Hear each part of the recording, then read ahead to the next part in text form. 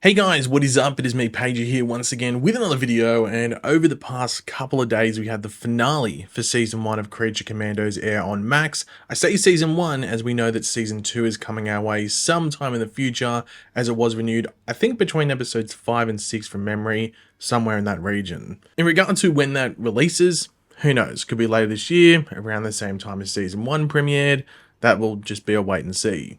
But Creature Commandos Season 1 wasn't just the start of Creature Commandos as a show, but it was the start of this new DC Universe reboot. It is the first project in this new canon going forward that will consist of films like Superman, Supergirl, and Clayface, and then shows like Peacemaker Season 2, Lanterns, and like Booster Gold. But was it the right choice to start this new rebooted universe with a show like Creature Commandos, and what did I think of the first season as a whole and its impact going forward? Well, let's talk about it. But of course, throughout the video, be sure to let me know in the comment section down below your thoughts on the Season 1 finale, Season 1 as a whole, your thoughts on Season 2 going forward, as well as any of the things we bring up in this video. Always curious to hear what you guys are thinking. And of course, if you're going to enjoy the video and want to show your support, drop a like, takes 2 seconds. Now, I was actually going to release a video just talking about the finale specifically and like a breakdown almost, and some small talk about the season or the first season as a whole. And I recorded that video, I actually started editing it, and I quickly realized that I wasn't really saying anything interesting about the show, but just interesting in general, because I think that is what the show was. Just really not that interesting. It was just something watchable, and nothing overly offensive took you out of it and sort of forced you to stop watching it, at least for me as a DC fan. But I would be lying if I said that the show was a great way to kick off this DC Universe reboot, and that it sort of didn't leave me clamoring for more. The Season 1 story of Creature Commandos consists of a ragtag group of individuals forced together to take on a common foe, aka a standard James Gunn project. Couldn't avoid the obvious, but, let's be honest, accurate joke there. The group being made up of monsters known as Task Force M, or the Creature Commandos, made up of the Bride, Nina Mazursky, G.I. Robot, Dr. Phosphorus, and Weasel, who is the only character we knew going into this, as he, or it, whatever it is, was from James Gunn's The Suicide Squad from a handful of years ago. They are tasked with protecting the Princess of Pakistan, a fictional country in the DC Universe, from the Themysciran sorceress known as Circe. This plot unraveling to the point where we are led to believe that the princess is actually a tyrant in waiting and set to dominate the world through her army and through some assistance from Gorilla Grodd, this based off Circe's clairvoyance vision. We go back and forth wondering whether this is the truth, with it being to piece together at the end of the day that Circe was telling the truth, the princess being taken care of in quick fashion by the Bride. Is this the end? Does the Pakistani army react going forward? We don't know. That's a wait and see. Now, Season 1 is mixed in with flashbacks depicting the origins or just pathways of the various members of Task Force M, depending. Some are origins, some are just how they ended up in this situation. This is done to sort of showcase their mixed morals and how villainy, as well as just monsterhood, if you really want to put it that way, was thrust upon them, whether it was through good intentions, like with Nina Mazursky, selfish intentions like the Bride, or evil intentions like Dr. Phosphorus. Overall, I think the actual plot of the show with the Pakistani princess and preventing the threat posed by Circe's clairvoyant vision was very thin and overall not that engaging. Was it interesting? Yeah, when it was the focus. And it was hardly ever the focus. The show leaned way more into the character backstories, which were very repetitive, and tried to give every member, a chance at sympathy. And if you want to do that, that's fine. But I feel like the only ones necessary in Season 1, especially considering where we end the season, were the Bride, Nina Mazursky, and arguably Weasel. And I only say Weasel because in the finale, he intervenes trying to protect the princess, as it reminds him of his friend from years gone by. The Bride is relevant because of the ongoing relationship, if you want to call it, with Frankenstein in the show, and Nina Mazursky is relevant, well, because she goddamn dies. I mean, you're not going to tell her backstory in Season 2, are you? Would sort of be pointless, wouldn't it? But if I had to point out the standout part of Creature Commandos Season 1 as a whole, in regards to an aspect of the show, not like an individual character, but just as an aspect, it is probably the character interactions. As I said before with the joke with James Gunn's usual suspects when it comes to his writing, the character interactions and the dialogue between themselves is his strong point, and that continues in this project as well. Whether it is the back and forth of the Bride and Dr. Phosphorus, or the sort of like unserious nature of Frankenstein mixed with the determined seriousness of Rick Flag. The dynamic was great in certain scenes, wishing you got more, whether it was more of those pairings or just more scenes of that type with different pairings. But that does go to the weakest sides of the show. You know, the first is the plot, which I brought up earlier. It's not overly well done. Though interesting, it gets just hardly any focus, almost to the point where it was just sprinkled throughout. So it felt like people weren't wasting their time and they needed to watch the episodes ASAP so they weren't spoiled.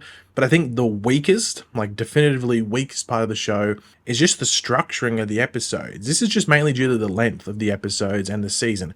It's only 7 episodes for one, and the episodes are on average, I think only 24 minutes or something like that.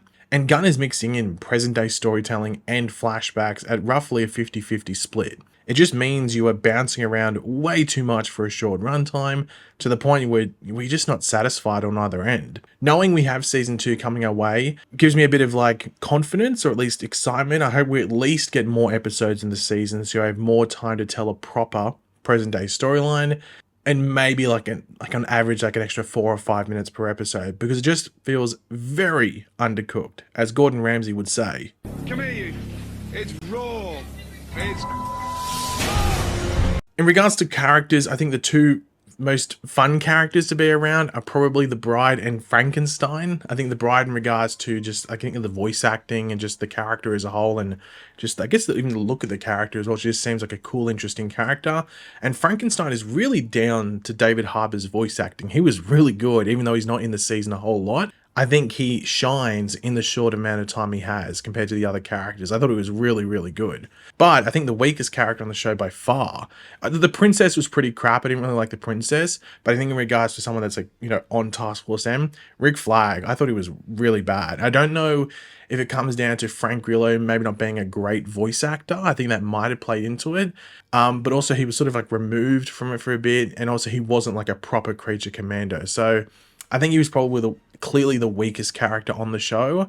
And I don't think he'd be in season 2. I'd assume in season 2, seeing how, Task Force M operated without Rick Flag, they'd probably just have the Bride as the leader, and I think that might be the intention. And of course, Rick Flag showing up in Superman, for example, and then he's going to be a recurring character in Peacemaker season 2. So I think that might be where the character goes now, rather than being on this show, and I think it's a positive. I think he actually brought down the show a bit. I don't think he really added anything to it.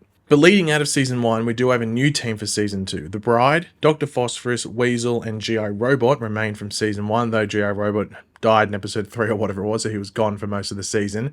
But season 2 will add on King Shark from the Suicide Squad. I don't know if it's voiced by Sylvester Stallone. It sounded different, so I don't think it is. We also have Nosferatu, not Nosferatu, Nosferatu, who was a vampire, and Kali, or Khalees, I don't know how you pronounce it, who is a revived mummy. They're new members of Task Force M, and we see them briefly in that room at the end, but also they were in earlier parts of the season as well. But overall, here's the big question. Was this a good or bad start for the DC Universe reboot under James Gunn? As you'd expect, we shouldn't be too surprised. Mainly on places like Twitter and TikTok, it's either complete glazing, giving it a 10 out of 10, or completely hating on the product, saying it's the worst thing ever made. So unfortunately, if you're through a quick browse, if you want to put it on those two platforms, you aren't getting an honest look at things for the most part from a lot of people.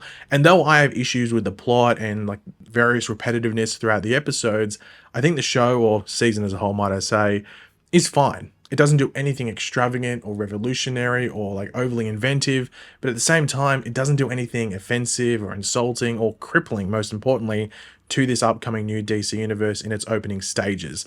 I just think it's okay. It's fine. To be honest, it's sort of what I expected to be. I wasn't really excited going into it because I looked at the trailer and I thought, I don't think this is going to be amazing, but I trust James Gunn to deliver something that's watchable.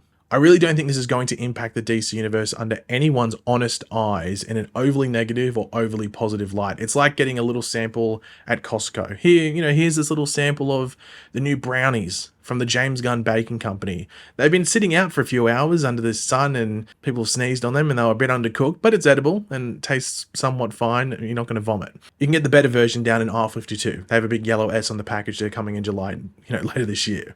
But I think this show, if I had to nail it to the wall in regard to what it means for the DC universe, I think it's fluid. You might be wondering what the hell I mean by that. Well, I don't think it's concrete. It's not set.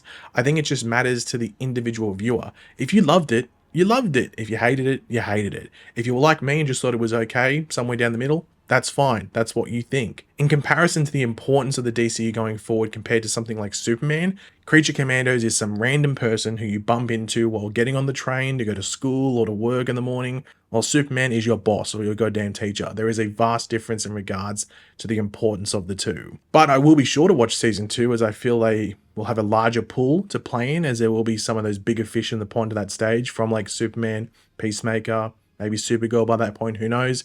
Creature Commandos Season 1 was, held in a cage for a lot of it.